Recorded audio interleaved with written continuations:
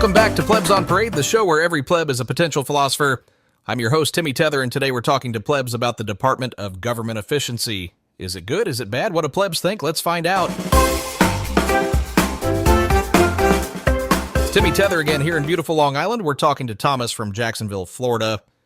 Thomas, what do you think about Elon Musk's new Doge efforts in Washington, D.C.? I don't like that Elon Musk has access to all my personal private information. He's a billionaire. If he wants my data, he should either engineer a digital platform to harvest my thoughts in exchange for dopamine or buy my data off the dark web like everybody else. You heard it here, folks. Proof of work. No more free access to our data. Next, let's ask Shinobi from Chicago. Shinobi, how do you feel about Doge? Fuck that technocrat piece of shit. Elon Musk is a fucking retard, and so are his supporters. Well, all right. Shinobi from Chicago doesn't sugarcoat it, ladies and gentlemen. Elon Musk is a fucking retard. All right, our last pleb is Terry from South Dakota. Terry, thoughts on Doge? Timmy Tether, let me tell you something. I used to be a proud taxpayer until Doge revealed my taxes are going towards turning me into a gay retard. That's why I support Doge, and I support Big Balls. I would be proud to call Big Balls my son or my nephew. I wish we had more young Big Balls in D.C. All right, there you have it. Terry supports Doge, and it sounds like you also stand behind Big Balls despite the controversies. I love Big Balls. That's all for this week, folks. I'm your host, Timmy Tether. Thanks for watching Plebs on Parade. And now, let's get some thermodynamically sound dating advice from Bugle correspondent Maggie Morris.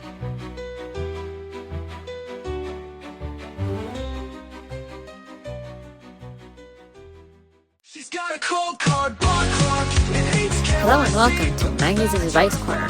Here I will give thermodynamically sound advice to Bitcoiners and their loved ones. Let's start with the first question. Hey Maggie, this is Brian Hoddle. I'm an Orangecell who is under 5 feet tall, and I'm having trouble getting girls to listen to me about Bitcoin on dates. The last one I dated briefly, I tried to explain thermodynamics, and she said that she didn't care and wanted to have sex instead. I got frustrated that she wouldn't listen to me, and I stormed out. How do I get women to listen to me about Bitcoin? I can't date anyone who isn't as orange-pilled as me, but I also don't want to be orange pill Eskimo brothers with Robert Breedlove. I want to pop her orange pill cherry myself. Hi, Ryan, you absolutely retarded creep. Listen, orange pilling, like anything else you do with a woman, needs to be consensual. You can't force a woman to be orange pilled. She needs to want to be orange pilled. If you want to orange pill a woman, you need to gain her trust. One good way to gain her trust is physical intimacy. I'm sorry to tell you. What I'm saying is that you'll have to have sex with her. But that'll also have some benefits, because sex will spread chemicals in your brain that will make it easier for you to stay humble and stack sats. Thank you for the question, Brian, and please update me on how your next date turns out. Thanks, Maggie. Now here's your hosts, Rod Palmer and Richard Greaser. Welcome to this edition of the Bugle Weekly. This is your co-host, Richard Greaser, tuning in from the Beagle newsroom up here in a secret location in New York City.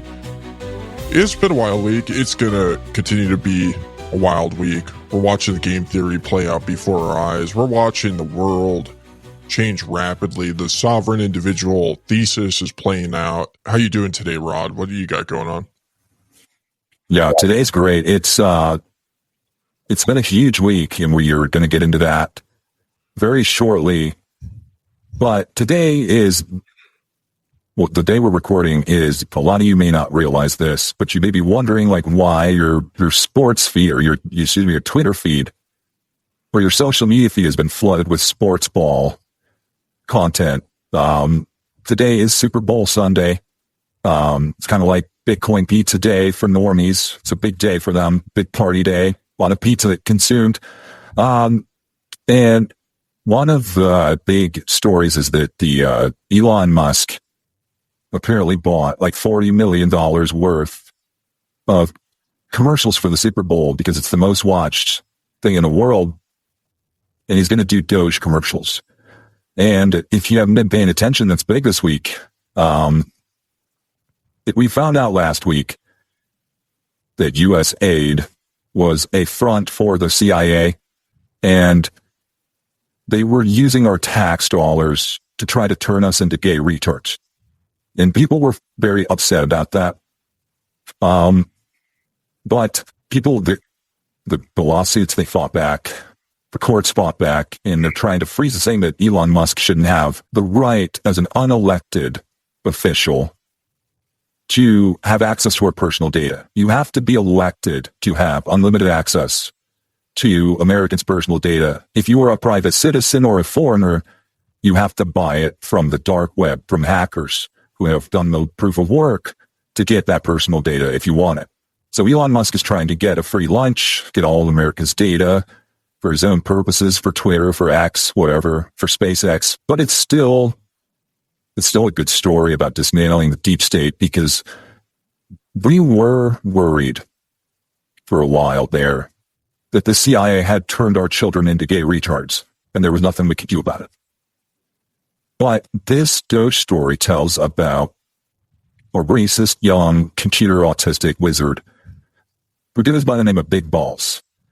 And he has stepped up and kind of shown that, like, oh my God, not all of them are gay retards. There's still some based kids back down there who smoke cigarettes, who transact adversarially, and they're helping us take down the deep state. And it's just been a shot in the arm.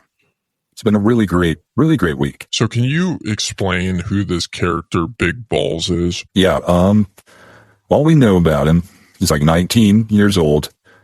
He's got the broccoli haircut that Zoomers typically have, and he goes by the name Big Balls. And he's been hacking the shit out of the CIA's records.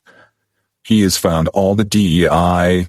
He's grown up in nothing but saturation from the CIA. These programs that have been trying to turn us into gay retards. It's been in his schools, on his television, everything he sees on YouTube. So when he gets into those databases, he knows exactly what that program is for, because they try to brainwash him with that and turn him into a gay retard. So he's uncovering it all. And they fired him on Friday because he noticed a few too many things when he was like 13, and he tweeted about those from a pseudonym account. So they fired him he noticed too many things. You're not supposed to do that in the government. But Vice President J.D. Vance said that he forgives him and he deserves a second chance. And so does America. Because most of the people today in power, that people heard their Xbox Live, their chats when they were younger, we would want to forgive them. So she would forgive Big Balls. So he's back on the case. So this is an individual that previously worked for the government, was fired from the government for noticing too much, and now works at Doge. Yes. Yeah. Well, no, he worked at the government for Doge last week, but he got fired at the end of the week because they determined that he noticed too many things. He's just too outspoken about things you're not supposed to notice. So they fired him. But a few hours later, Donald Trump and J.D. Vance, they rehired him. Interesting. So Elon didn't like who didn't like the noticing? Elon's out there marching around talking about how based he is. Yeah. The noticing was done by the mainstream media. Okay. It was done by the same when you look up her name, we'll find it here. But the same journalist who was funded by U.S. aid and has ties to the CIA, she also doxed Fiat Jeff, the Nostr open source dev. So she, not only did she expose and dox Nostr devs, she is now doxing Big Balls. Is this the same one that doxed libs of TikTok? I'm not sure if that is, but that might be true. Yeah, I mean, the entire media apparatus is, we had an interesting interview with Frank Corva talking about the transition that we're watching happen. It's all very interesting. So it sounds like to work in the Trump administration in some way, they're okay if you were a 4chan shit poster at some point. That's what JD Right. means in Trump. Exactly. It just means that as long as you can do your job, you're somebody who, especially if you're younger, you have taxpayer potential. It means that if those group chats that you really hope on Telegram or, even Signal, or maybe you're as lazy as just like Facebook chat, if those get leaked, it doesn't mean you won't be able to afford your taxes. Mm-hmm. You still can contribute to, to the community, to society. Yeah. It's all very interesting. So we've been unpacking what this USAID stuff means. It's been interesting to unpack, to say the least. There's a lot of stuff that isn't been fully declassified. Like we haven't seen any direct proof that Joe Nakamoto was receiving USAID funding, but we did notice that he hasn't posted a video since the news dropped about USAID. Right. Yeah. So far the paper trail is thin. However, some of this stuff could definitely have been laundered in some way using Tether. That's one of Tether's benefits for sure. And we know Joe Nakamoto receives Tether money, and we just know that he hasn't posted about, Tether or any of these gay videos that he makes since US aid was frozen. And there's a litany of other examples like this, like Politico, they shut down, they had to lay people off. It's like all these layoffs are very suspicious timing, and people who have been accused of trying to turn their readers or their listeners into gay retards. Now, I think it's interesting to try and collect information on who isn't having issues right now, who isn't having to do staffing cuts, who isn't losing a lot of revenue. Exactly. This is kind of a turning point. And this is, I think, kind of the point. We all knew this was happening. We all knew this was going on. I mean, plenty of people on Bitcoin Twitter, on Bitcoin podcasts, we have been warning you that the government is trying to turn you into a gay retard.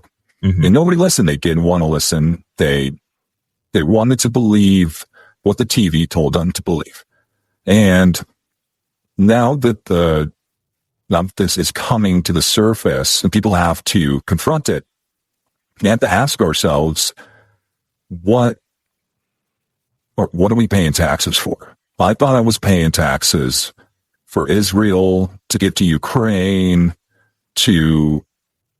but not to turn me into a gay retard. And if I'm, if I'm going to pay my taxes, I want to know the CIA is turning their efforts, the FBI is turning their efforts into exploit, go sell and pump and dump meme coins in Africa.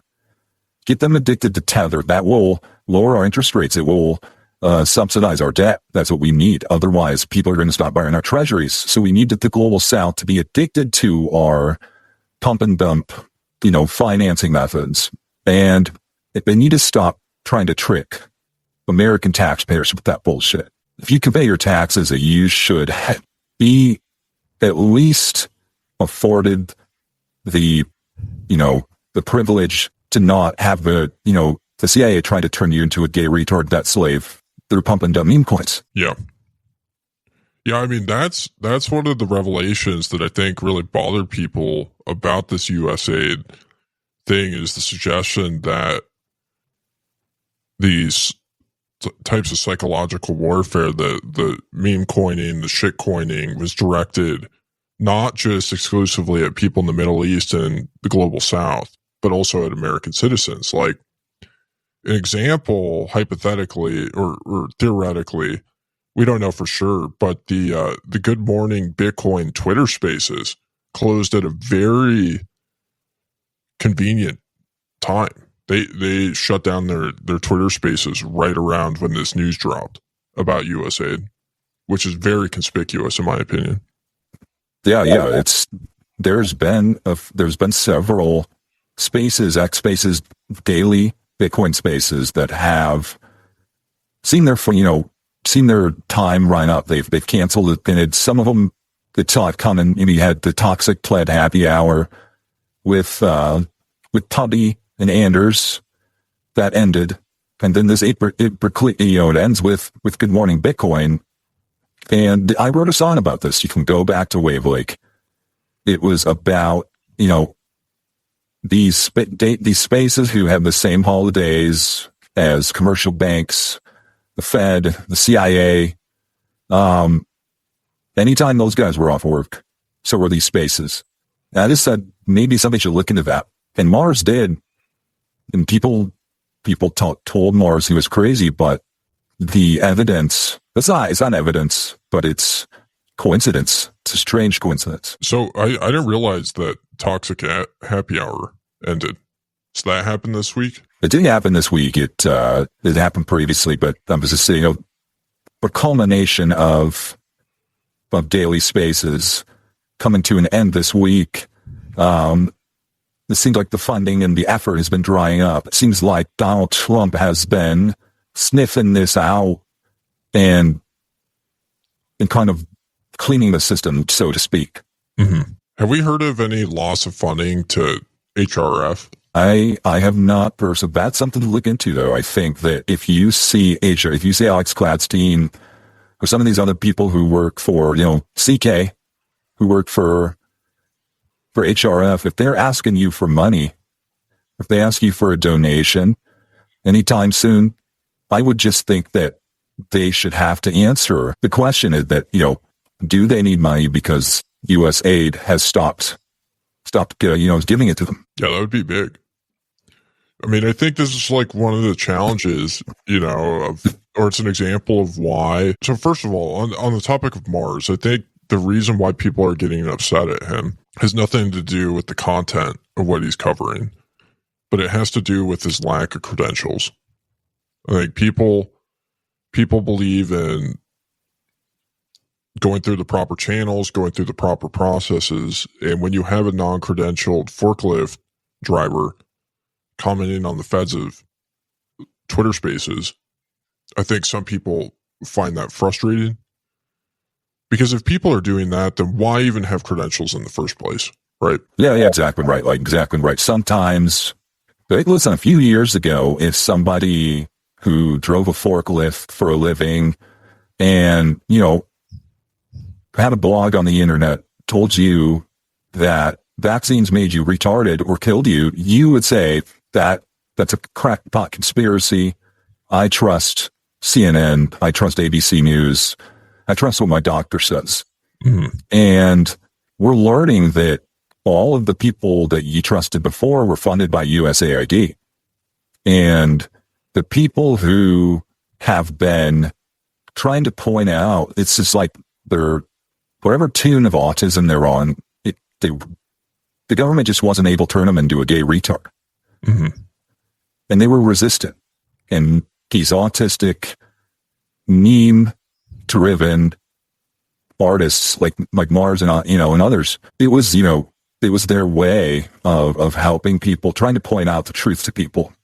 And we're learning that those guys were right, and it wasn't the media. Mm-hmm. Yeah, I think that's pretty dangerous to have normal people reporting on stories when the media should be.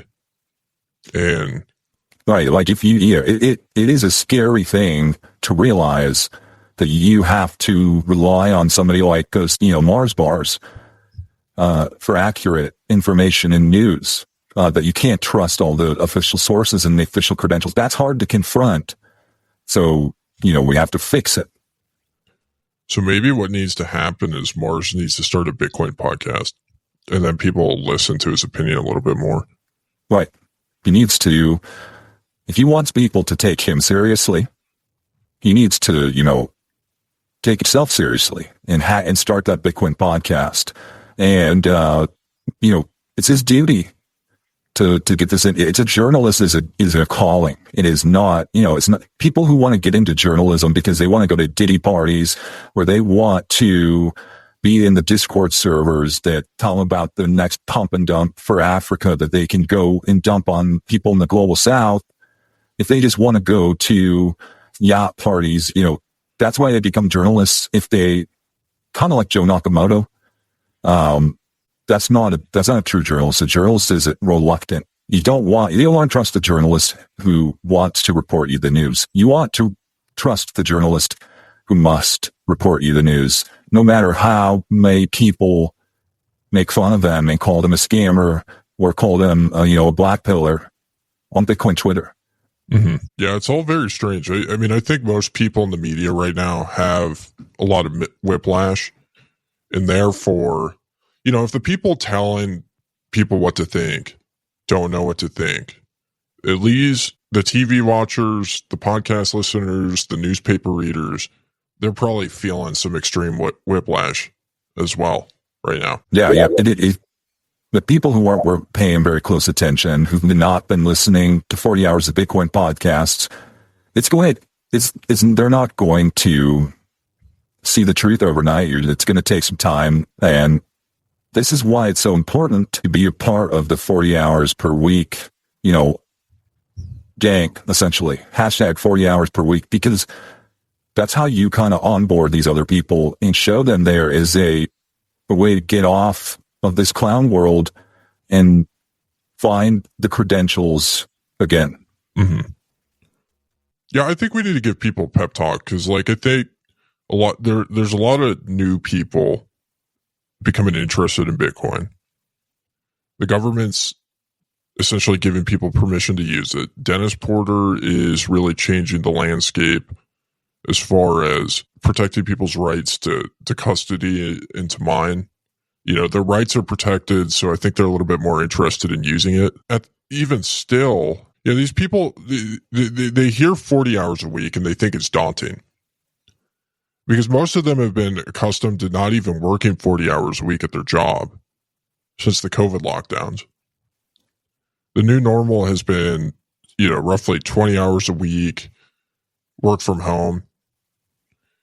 People have gotten lazy, and they forgot their time preference has been all screwed up. They've been conditioned by fiat, and they're not going to come to the conclusion that they need to listen to 40 hours a week, because they've never listened to 40 hours a week of anything except for maybe Joe Rogan. All right. It's got, they're like circling the train of nihilism. They just don't see what the point is, and this is why this doesn't really affect cigarette smokers, because you're getting outside and you're walking in the sun and your testosterone's flowing and you've got a lower time preference just overall. But a lot of people are seeing that and they think, I want that too. I want what he has. And they're coming out of it, and they just need a little coaching. You just have to say, listen, even though you're retarded, and you were gay, and you became a gay retard because the government told you to, I forgive you. Mm-hmm. You can still come be based. Yeah. Yeah, I mean, the messaging to these people, we kind of have to ease them into it. You know what I mean? We can't just push them to listen to 40 hours a week right away. We have to get them off of zero first, and then we got to incrementally ease them into it. And hopefully after a year or two, having gone to a few conferences, having gone to a few meetups, they'll realize that there's no other way but 40 hours a week to be properly informed. Right. It's like when you first get orange pilled, you're like, I'm just going to do $100 a month. I'll buy some here or there. And then the more you learn about it, it's just the more of your time goes into it, your time and money. Mm-hmm. And same with listening to Bitcoin podcasts. You start off with one or two, and then, the next thing you know, your RSS feed is full and you're like pies and you're listening to every one that it gets published. And that is, everybody's going to do that on their own rhythm. Yeah. Cause what we're essentially doing as Bitcoin podcasters is we're deconditioning people's brains from the CIA psyops, from all the scientific MK Ultra studies, from years and years of public education and conditioning. which is no easy task. It really is an honorable calling to come in and try and communicate with people that their brains have been so stunted as a result of the CIA propaganda. We encounter these people on a regular basis. Like you're at a party and you're talking to somebody and they're friendly and they seem like their IQ is above 50. And then you bring up this US8 thing and they start repeating whatever they heard on CNN. And it's a hard position to come from, like, explaining to them the way the world works, because they have this perception that has been formed by USAID, by the individuals seeking to protect our democracy. And but that's a great point. But I think this is where we have to be vigilant. Mm-hmm. This is where it's important to be wearing a 40 hours per week Bitcoin podcast t-shirt when you're in public. Mm-hmm. This is why it's important to be wearing your favorite, just Bitcoin company, Bitcoin t-shirt at all. When you're at family gatherings or work events or anywhere, the airport, because when you ask somebody what their opinion is and you're wearing that t-shirt, they know it's safe to tell you the truth. Mm-hmm. Because some people are they're waking up, or maybe they've woken up, but they don't have the courage. They haven't listened to enough Bitcoin podcasts yet to have the courage to tell you the truth when they don't know that you're a Bitcoiner, that they think that you might be an NPC as well. Mm-hmm. So you invite them to come, when you ask them what their opinion is, ask them if it's a retarded one. Give them a hint, say something. If you don't have the t-shirt, let them know it's a safe space. And now back to Maggie for some more dating advice. Hello, Mags dear. This is Alice Humphrey. I've been trying to find a boyfriend at the local meetup. You would think it would be easy because the majority of Bitcoiners are looking for girlfriends. The problem is that most of them are actually shitcoiners, or take Alex Svetsky's Bushido of Bitcoin a bit too seriously. I don't like the extremes. I feel like my only 3 dating options are shitcoiners, carnivore macro mainsplainers who read The Sovereign Individual once a week, and feds. I want to be a mother, but I don't want to have to be a trad wife with 12 kids. I don't want to have to ask my husband for permission to run a node, or listen to Bitcoin podcasts. Should I look outside my meetup and download the Orange Pill app, or will that just mean I'll date a fed? I look forward to your advice. Thanks, Mags. Dear Alice, thank you for the question. This is very easy. First of all, if you want to find a husband and have children with him, I highly recommend not to do it with a Bitcoiner because they're all crazy. Because Bitcoin is a Ponzi scheme fiat death cult. But if you still want to do it, which I totally understand, it's really simple. First of all, look your best, but don't look slutty. Roll up to the Bitcoin meetup, you just stand around there and wait for someone to approach you. So there's only 2 kinds of people who will approach you. Either a psychopath or a shitcoiner. So if you get approached by a Bitcoiner, you assume they're a psychopath, you just ditch them as fast as possible and wait for someone else to talk to you. The reason the shitcoiner doesn't want to first talk to you is because they're more outgoing and have better social skills. So you ask this guy, say you're thinking to invest some money, and what does he recommend? And he'll start shilling you some kind of shitcoin or scam. And then you start raising your voice and bitching him out and calling him a scammer and a shitcoiner and making a scene. And this will draw to you all the Bitcoiners, the real Bitcoiners from the meetup, and likely form a circle around you and start kind of awkwardly trying to suss you out. So you hopefully will go into some kind of bland conversation about current Bitcoin topics and light technology stuff. So what you need to do is, don't show your cards, just polite conversation, and try to notice if any one of them doesn't talk over you and doesn't try to force you to listen to explanations of stuff you already know. The one guy who isn't doing that, he's an anti-woke progressive, and that's the guy you need to check out. You're welcome. Well, I think what differentiates the 40 hours per week versus the just typical Bitcoin company shirt is, it's going to be easier to spot the feds, right? So if somebody has a 40 hours a week shirt, you can approach them and you can ask them a few questions that only people will know who listen to 40 hours a week. The thing about feds is, first of all, they tend to be lazy, right? They tend to try and get by in the bare minimums. Like, a lot of them haven't taken the time to ever run a Bitcoin node, at least the ones that are sitting on Twitter Spaces. They haven't tried out all the different Lightning wallets. They've never read a Darth coin tutorial because they're just LARPing. They're just pretending to be Bitcoiners, essentially. But if you see somebody with the 40 hours a week shirt, you can ask them, essentially like a secret question. Like, it's like almost like a passphrase of like, you're in a secret society. And depending on how they answer, you could very easily discern if they're just repping stolen valor or if they're the real deal. I think I know where you're going with this one. Yeah.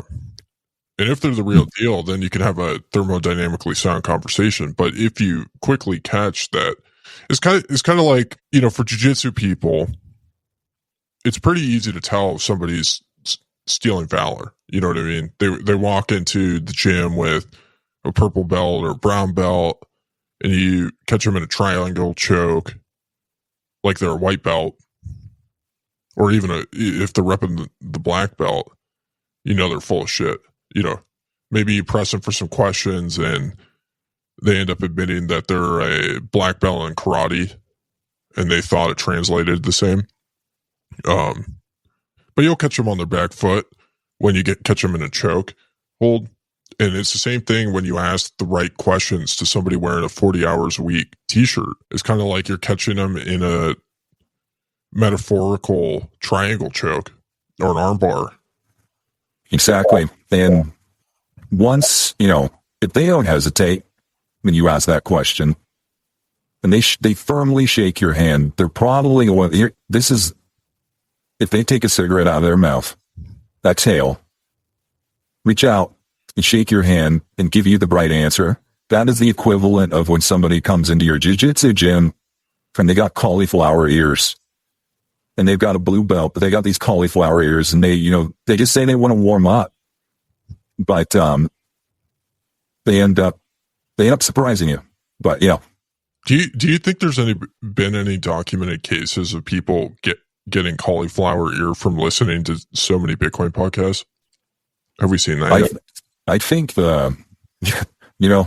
that's true. I mean, I think nowadays a lot of people who, they don't want, maybe up to this point, they did not want their whole community to know they listen to 40 hours per week of Bitcoin podcasts. So they will wear like AirPods.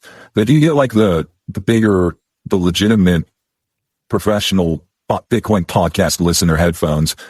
Yeah, I mean, but the damage to your cartilage could definitely be there after, it happens. Mm-hmm. I mean, I think the only way to listen to Bitcoin podcasts, or the proper way to listen to them, is with over-the-ear, high-quality headphones. 100%. I mean, I instructed all of our listeners and readers to buy a new set of headphones when Bitcoin hits 100K. So I hope everybody did that. I hope everybody's listening to our voices and it's just like booming and you can hear the bass. You can hear the high definition. I hope that one day, you walked into Home Depot or Lowe's and the most common look is going to be the guy with big headphones on, the blue blocker those glasses, wearing like the 5-finger shoes, the toe shoes, wearing a 40 hours per week t-shirt. And that's just going to be, it's going to be the look. It's going to be the new Patagonia shirt. Mm-hmm. Well, we've been working diligently on the Bugles. We still don't have a date on when we're going to be doing that. But yeah, I think this is going to be the most important event of 2025 and probably, going forward annually as we do it, which is the Bitcoin Podcasting Awards. Do you have any thoughts you want to share with anybody on that process of getting ready for this? Absolutely. I've reached out to some of you. I will start nagging you publicly if you don't respond by the end of next week. But if we're looking for people who would like to participate and communicate or contribute and be a part of the presentation. It should be pretty easy. We're just looking for people to help make us videos and to support the community that is paying your bills, paying your sats that you're getting boosted on Fountain Out, and give back. It'll be fun. And if you don't respond, then we will, we'll make the meme of you that we think is the most funny. So just think about that. But yeah, I think it's going to be exciting. And I think that if you would like to contribute, don't hesitate to reach out and let us know what ideas you might have. Awesome. I think we should go to the next topic, which was a pretty good question and got a lot of engagement from everybody on Bitcoin Twitter. And it was a great story by Crypto Epstein. Should women run their own Bitcoin node? You had an interesting take. I'm pro-choice on this one, but I want to hear your take first. Well, I think that, listen, it is a permissionless network. It is censorship resistant. I cannot prevent a woman from trying to run her own node. I just think that if she has a husband or a father, that it would be best to trust his node, to use his node. And it's not because I don't think that women deserve to be able to transact adversarially. I just think that all I know is every woman who has tried to run her own node, who just didn't use her husband's node or her father's, they DM me. They don't understand how to connect their Umbrel. They don't know how to download it. Some of them they accidentally send it to an Ethereum address and they lose their sats. And I just think that it's pretty hard, and just leave it to your husband. Yeah, I know. I think men typically are like men and women are different. And that's been a distinguishment that has been made obvious through executive order by President Trump, is the reality that men and women are different, right? He put that in an executive order. The NCAA has formalized that in their policies. Right. It is just it is a symbol or a sign of regulatory clarity. Uh-huh. People did not have regulatory clarity on how many genders there were, if there was a difference between men and women or not.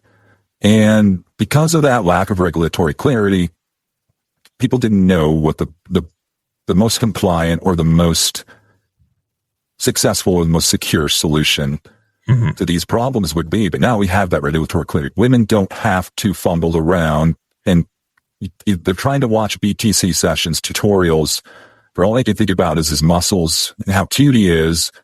And then they just end up, outsourcing that they should be trusting their husband, but instead they're trusting BTC sessions. And in BTC sessions already has a wife, and it's just, it would be better to trust your husband than, an influencer. Mm-hmm. Yeah, I mean, your husband should be listening to 40 hours a week. He should have watched all the BTC sessions videos. He shouldn't have been distracted by his muscles. Yeah, but this isn't just on women. If, as a husband, you have neglected to, allow your wife to use your node, maybe you're not running your own node yourself, well then, in those instances, that's why women would go and try and use BTC sessions node. So if you have to ask the question are you providing a node for your wife? And if you're not, maybe that's why she trusts BTC sessions instead of you with her node needs. Well, this is one of the reasons why I asked Maggie Morris to do a dating segment, because these are things that men and women need to understand. And I don't think there's enough. There's too much emphasis on macro and not enough emphasis on how to date properly as an orange-pilled couple. And I like to see that change. So this is our endeavor getting into that we're debuting on this episode. But yeah, men and women are different, 100%. I think that's important to say, but there's also like a spectrum of like it's unfortunate to say this, or pains me to say this, but there are men who are retarded and their wives are smarter than them.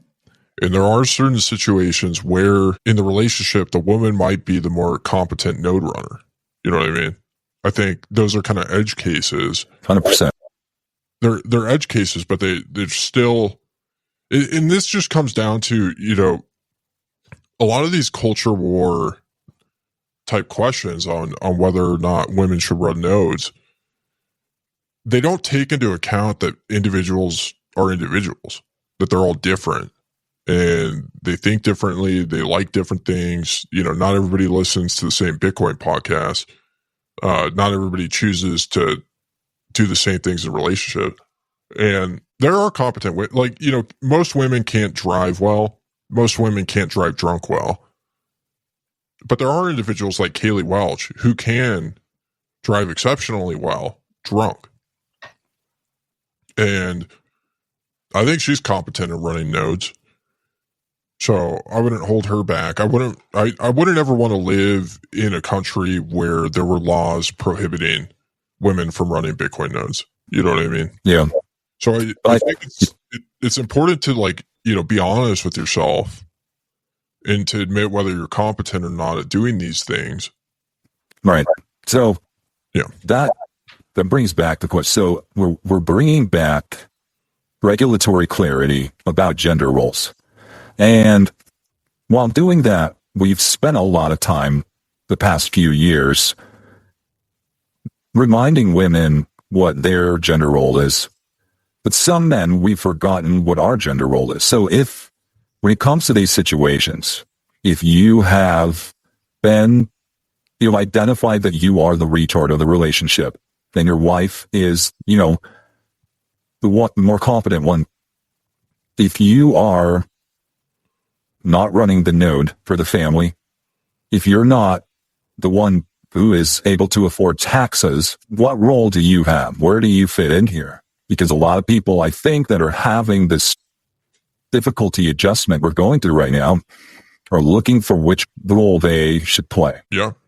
And I think I think the answer to that one is be the Bitcoin podcaster of the relationship. But your wife run the node, pay the taxes. You put out the signal to orange bill people. You can spend more of your time focused on it. Yeah. Yeah. If you're in a position where your wife is the breadwinner, you can stay at home and listen to Bitcoin podcasts all day. You can stay at home and actually podcast all day. You could do things like be a meetup organizer and be a conference attender. There's tons of opportunities that you have that others might not be able to because they're, you know, busy earning money for the family. Right. And this is where I think, where do you come to this agreement that, hey, you're going to run the node and pay taxes. I'm going to listen to Bitcoin podcasts all day. I think it will go over easier with your wife if when she goes and starts the family node, or when she starts using the hardware wallet, that you do not nitpick her decisions. If she has decided that running Bitcoin Core on her laptop, that she put Linux on and has air gapped, then don't, tell her that she should just buy an Umbrel, or vice versa. Just let her pick and don't be second guessing. Yeah. Yeah. And don't be mansplaining single sig versus multi-sig. If you're not putting the work in yourself, don't sit there. Exactly. Like, this is a pretty common experience where, like, women typically don't do things like clean the gutters or put up the Christmas lights. but they sure have a lot of input on it. Don't be like that in the relationship. Right, exactly. Everybody knows how frustrating it is to be up on the roof of your house when it's super cold outside, putting up the Christmas lights, freezing your balls off, and getting nagged at about the lights not being spaced properly. But don't nag your wife about running knots versus core. Right.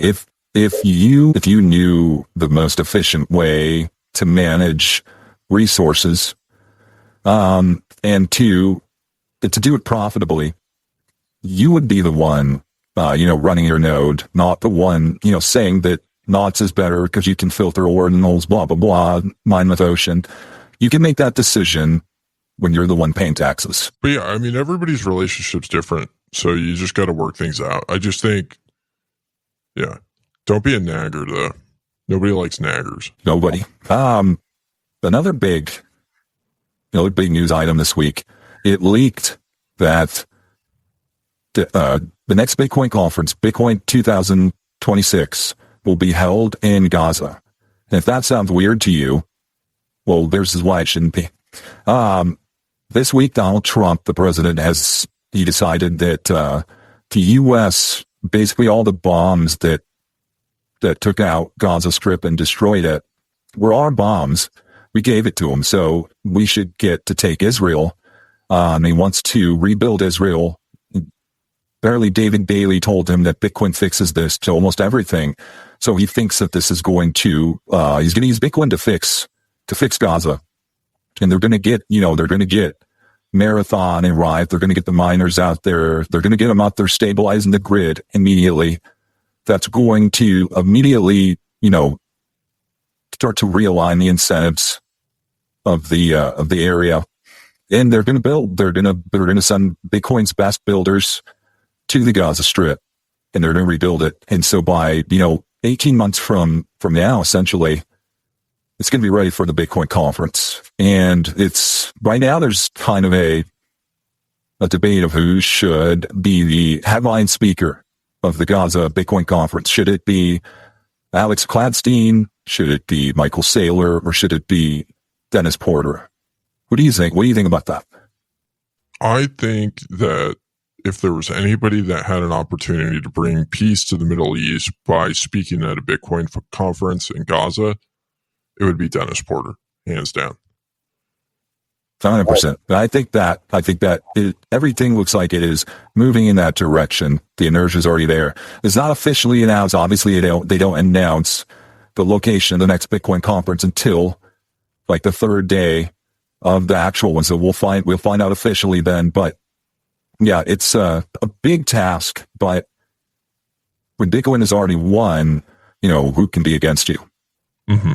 I think it's going to be very interesting, to say the least. It's going to be the first Bitcoin conference I think many people have attended that instead of getting hassled by the TSA, they get hassled by various elements affiliated with the IDF or the Israeli government and security forces.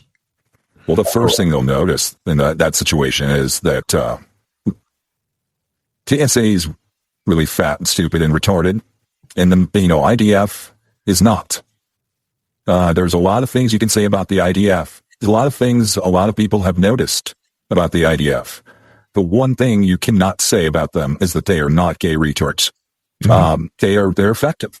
And I don't think, not all plebs are necessarily prepared for that environment. And I think that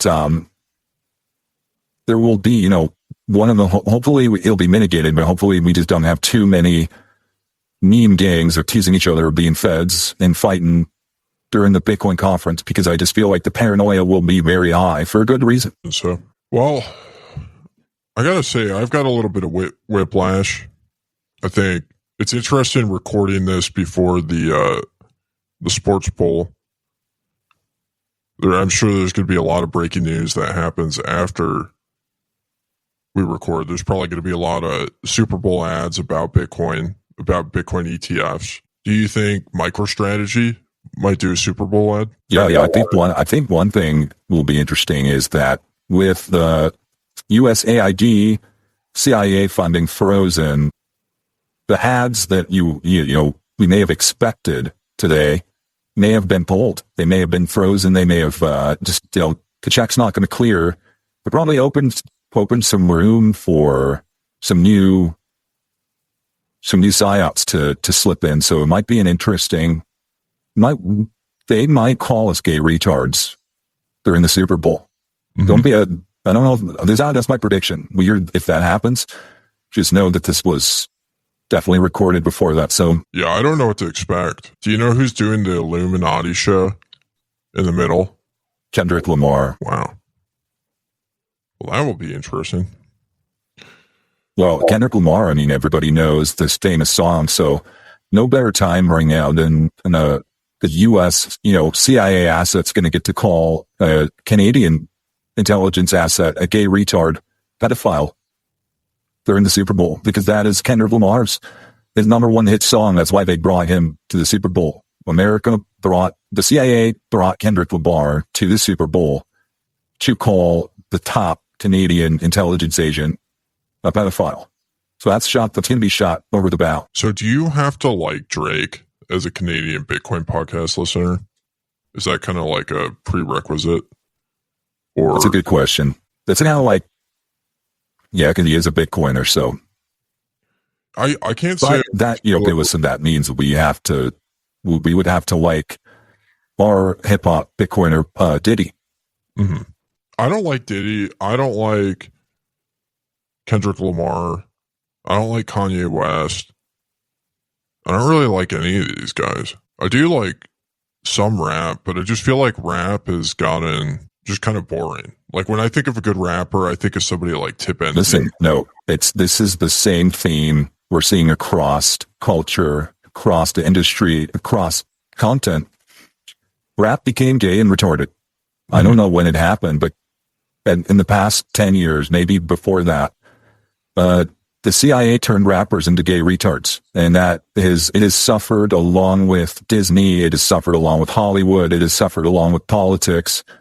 Rappers, hip hop was not immune to becoming gay and retarded. Which is really interesting because I feel like rap's roots are in homophobia. Like many of the original rappers were very homophobic. Like you remember, he's not an original rapper, but he kind of brought rap to the white suburban living room. Eminem. You remember how homophobic he used to be, and then he kind of got woke for a little bit, and now he's anti-woke. Well, I think that to some extent, it's hip hop. If you're still a rapper, and you're still, you want people to, that you didn't get turned into a gay retard by the government.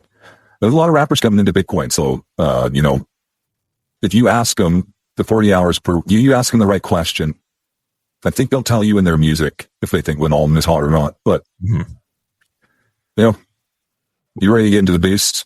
Yeah, we can get into the boost. But just one last thought on this.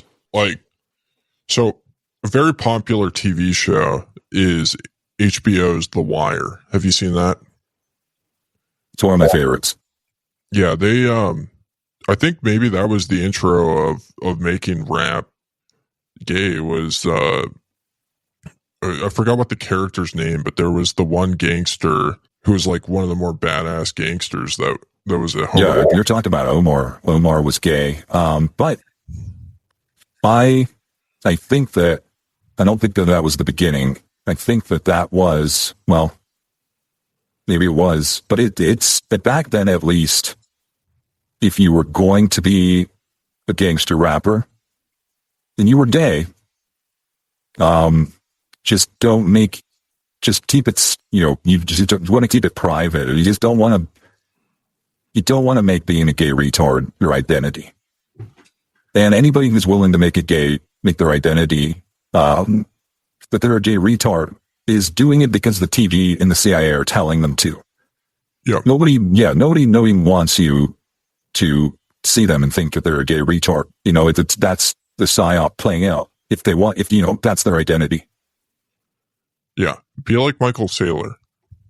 Don't ask, don't tell. Exactly. All right. Let's get into the booze. So total boost for the week came out to 32,616 sats. Looks like we had some people boosting us via payment splits or however it works, streaming us sats as they listen, and then we had a handful of boosts as well. But the first boost from Fundamentals for 21,000 sats says, another great show. Appreciate the recognition. Hope it foreshadows a Bugle Award. Some corrections for posterity. My grandfather, not my father, was an accountant. Okay, so there's a correction we have to make from last week's show. Also says, both of my grandparents did 40 hours of math homework a week. That's impressive. My father was an aerospace engineer, like Sailor, except Jewish. He was credentialed with a PhD in electrical engineering and did not do a 40 hours per week of either math homework or Bitcoin podcast. Credentialist privilege, I guess. It's interesting. Yeah, I mean, he got, from his grandfather, he got the macro side, and from his father's side, he got the technical side. Well, those are some pretty impressive, that's an impressive heritage. You know what I mean? Right, like, right, yeah. Either way, it's good, yeah. Very good genes, very good genetics. Mm-hmm. I think a lot of people, there's like this emphasis on being self-made. You know what I mean? Like there's individuals that look down upon individuals like Fundamentals that come from like an impressive lineage of individuals that do accounting and aerospace engineering. But I don't think we should look down on individuals like that. If anything, it's just like, okay, great. You had successful parents and grandparents. Right. At the end of the day, you're going to learn that knowledge, that wisdom, and you're going to have mentors and you're going to have heroes. And either they're going to be your grandfather, your great-grandfather, or it's going to be BTC Sessions, Robert Breedlove, but it's going to be somebody. And you would rather get your values and your success from having, good family, so you don't have to get them from Robert Breedlove. It's a very good point. Well, congratulations, Fundamentals. Sounds like you've got some good shit going on as far as where you come from. So, next one, 2,100 sats from Dave. Hashtag 40 hours per week in the handle. Bitcoin podcasters with 2 or more shows is the new standard. 40 hours per week, and that's a shout out to Fundamentals there. Totally. Shout out to us. We've got 2 shows going on right now. That's right. That's right. I think there's so much to podcast about. And I think most Bitcoiners come to this realization, going around having conversations, normal day-to-day life, that the just regular conversations that they're having with people should be recorded and should be published on an RSS feed. So I agree with that wholeheartedly. It's, there's like some alpha you want to preserve. You know what I mean? Like you want an edge on the rest of the world. You don't want to give everybody, show all your cards. But at the same time, it's good to spread as much alpha as you can. Well, thank you for the boost, Dave. The last boost is from our good friends at Orange Mart. 1,000 sats. They say headphones on, volume up, hashtag 40 HPW. Oh, yeah. We love Orange Mart. If you're listening, we'd love to collaborate for the Bugles. It looks like you're on the browser, but in the app, we actually have a few more boosts. I'll just do all those right now. Ties hit us twice with 420 sats, 40 hours per week. Let's fucking go. And then another one says value for value, Mushroom Flex, BTC on board, L-Enhance, hashtag CTV, 300 sats, send us 3 lightning bolts. Thank you, BTC on board. And then Rock On, 1,000 sats. No comment. Tell you. Looks like you got in there. Yeah, I just need to scroll down more. Well, thank you for everybody for boosting the show. Hope you enjoyed the Sportball, and have a good one. Later. And now, this week's final piece of dating advice from Maggie Morris. Hey Maggie, this is Pastor Jeffs here. I recently started having an affair with one of my congregants. She is the wife of one of the elders on the board. The Lord put it on my heart to do so in no way is this sinful. David had an affair with Bathsheba, only to be beloved by the Lord. That being said, my wife probably won't have the faith in the Lord that I do, and she won't understand. How do I navigate this situation and help my wife see the good news of Jesus Christ and be okay with doing a threesome? Also, how do I communicate to my congregation that the Lord demands that we have a threesome? Thanks. I look forward to your advice.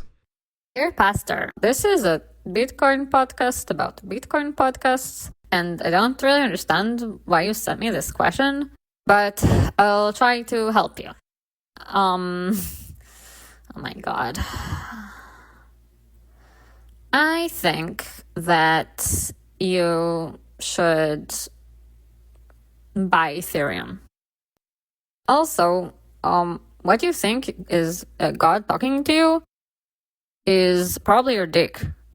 Your dick is talking to you, and you think that it's fucking Jesus Christ and God. That reminds me of classic Bitcoiner mentality.